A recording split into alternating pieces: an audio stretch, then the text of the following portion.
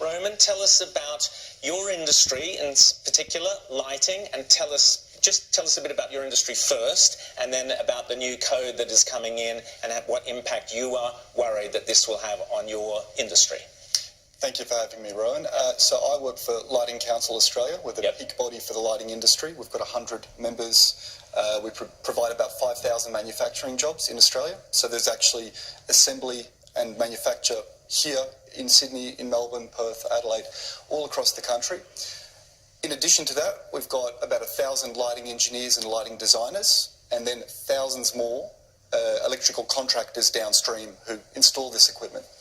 So our industry is a big part in reducing energy costs for businesses like Lizzie's, I beg your pardon. And what we can do through LED technology, which is the new generation of lighting equipment, we can bring down lighting costs, which can be a fair proportion of building energy consumption, down by up to 90%.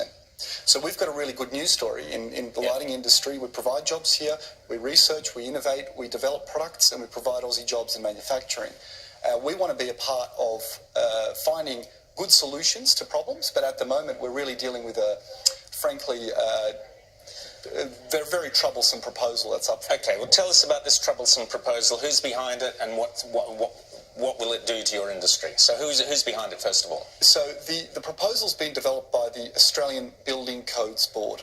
Right. Now, that's the Commonwealth Office that develops the National Construction Code. And the code is important because it regulates all commercial buildings in Australia, including new builds and redevelopments. So as you'd appreciate, that's a huge section of the economy. Under the proposal that's currently up for discussion, and it may well pass into law, decorative lighting, which is basically everything that isn't the drab utilitarian sort of hospital-style lighting, all of that will be affected. And everything. So that's all the things that we love, and beautiful buildings like so. So you're concerned everything's going to look like the Soviet Union in the 1950s if this proposal goes ahead? It certainly may have that effect, and the I guess the other industrial impact is that we've got, like I said, we've got 5,000 manufacturing jobs in total across all types of lighting manufacture. We've got 1,500 work. So how will the code impact upon the beautiful work, the design works that is done? Is the code forcing you to have, you just can't have the sort of lighting that you would like to have? And that's driven by basically Paris climate change policies, or it's driven by the National Energy Guarantee? What's driving this new construction code? What's behind it? Well, it looks like the bureaucrats are looking to give effect to the National Energy Productivity Plan. Right. Now, energy efficiency in and of itself is a good thing, and it's something that engineers and people involved in the sector have really valued for a very long time. It's not the case that energy efficiency sort of became a major consideration only in the recent decades. Yeah. It's been a main driver for improving processes to bring costs down. And it looks like in this case, what's happened is that they've pursued those energy efficiency benefits at the cost of all other considerations. Right. So like you say, Soviet-style, drab, uninspiring interiors, and really, in this case, not enough work has been done to consult with industry to work out what the actual impact is going to be. So we've got a whole range, not just my industry, which is supply and manufacture, but the lighting design, lighting engineers, electrical contractors, they're all very alarmed about this. They're going to be put out of business. So in Lizzie's case, it's about ramping up the prices, but in your case, Roman, your product's being removed from the market. Well, essentially it will be, Rowan. The concern is that hundreds of jobs will go, and those jobs will essentially have been regulated out of existence. Now, there is a very clear market signal here.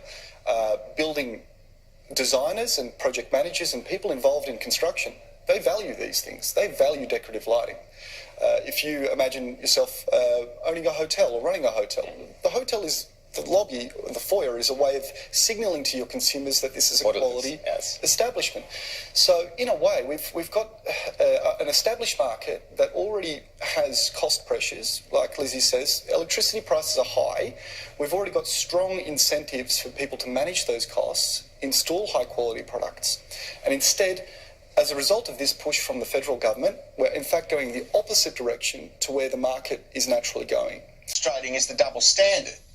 That, the New South Wales government is advertising to the world that large-scale light installations will dot Sydney for the next 23 nights, making the city one of the best places to visit under the famous Vivid Festival. So when the government wants to have a sort of a cornucopia of light, they can find 23 nights without any concern for climate change whatsoever. You know, we've got the cafe operator in Sutherland who's paying an extra $100 a week to keep sort of 7 fridges and a coffee machine running. Yet I can promise you, you know, you mentioned on your Outsiders Ice Age watch, I mean, Lithgow was at minus 11 degrees. According to the World Health Organization, for the very old and for the very young, you should have the ambient room temperature at 20 degrees for the very old and the very young.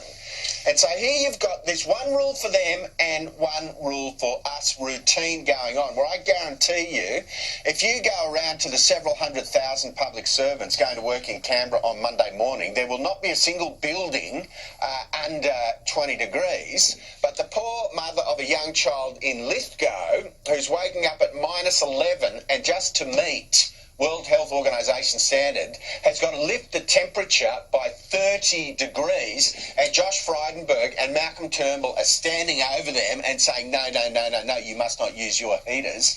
I just think it's disgusting. Couldn't agree with you more, Ross. Roman, will this have an impact on Vivid? Ross mentioned Vivid. I mean, we have this absurd situation, which I've always found completely ridiculous, where in March every year we have Earth Hour, where Sydney turns off all its lights to signal how much we care about climate change, and we turn off all our lights for a night, and this is a good thing apparently, and yet 2 months later we spend 3 weeks emblazoning the entire foreshore with these amazing, I love it, we go down there every year, it's terrific. What impact on Vivid if your new national code of lighting goes ahead? Can they kiss goodbye to their illuminations? I've not considered that specific question, Ross. I must say. I'm Rowan. It's okay. We get right. That's all right. It happens all the time. It is. Well, look, it goes to show the point, which is that people enjoy beautiful lighting, and this is a sector that obviously the New South Wales government says is a tourist draw card, and the economics of that festival probably stack up quite well. The point that we would make is that if the principle that beautifully illuminated spaces are worthwhile and people enjoy them on the exterior of government buildings and public buildings, then the same principle ought to apply, that you should be able to illuminate your buildings internally to make them pleasant places for people to spend time in. So Vivid, in a way, it's a good example that highlights essentially the fact that our industry is doing some really remarkable things. A lot of those light installations I actually expect are at the very cutting edge of energy efficiency anyway. So we've got a great news story. We just want that, I guess, that playing field to be evened up so that private businesses and private hotels and even government employees in government buildings get the benefit of decorative lighting in internal spaces. It's a small part of what is happening with energy prices in Australia. We have the highest energy prices in the world, yet we have the cheapest resources, coal, gas, uranium, you name it. We should have, and we used to have, the cheapest energy prices in Australia, but businesses, big and small, are being affected by this. Keep strong. Tell your customers, phone up your politicians, your local politicians, and tell them to pull out of the Paris Agreement so we can get business moving again and your prices can come down. Lizzie and Roman, thank you both for coming on Outsiders today, and all the best.